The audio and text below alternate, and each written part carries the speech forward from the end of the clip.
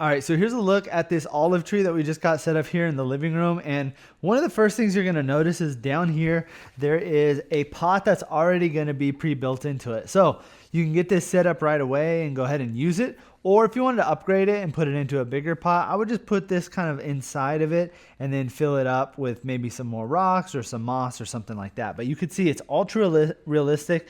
These are rocks that are on the inside. They're all kind of like glued together though, so you don't have to worry about any of it falling out. And this is all going to be connected right here. The only part that's not going to be connected is the upper branches. So you can see it's going to come into basically a couple of pieces, and all you got to do is slide that down and it's connected.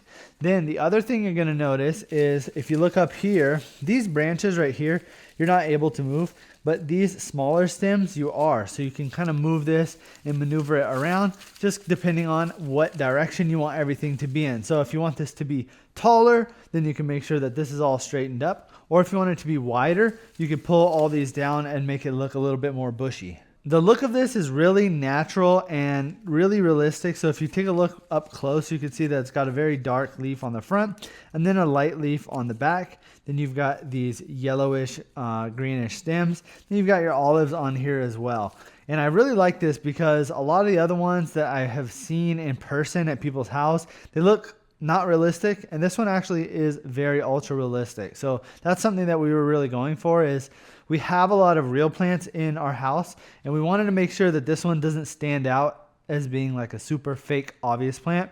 So I do like the fact that they paid attention to the detail and they did a really good job of picking all the colors. Now we'll probably be keeping this one downstairs here, and we'll maybe upgrade to a larger pot. But we probably will need to end up grabbing a second one upstairs for our bedroom as well. I think this will go well in pretty much any room, and just kind of, again, for a size reference, I'm about 5'9", and this is how tall it is. So you can kind of, again, adjust this if you want it to be completely tall, or maybe it's too tall, you can kind of bend it down like that, and then you get a shorter plant. So it really is going to fit in whatever room that you have it in, regardless if you've got 8-foot ceilings or 9-foot ceilings. This thing is honestly just going to look good pretty much anywhere.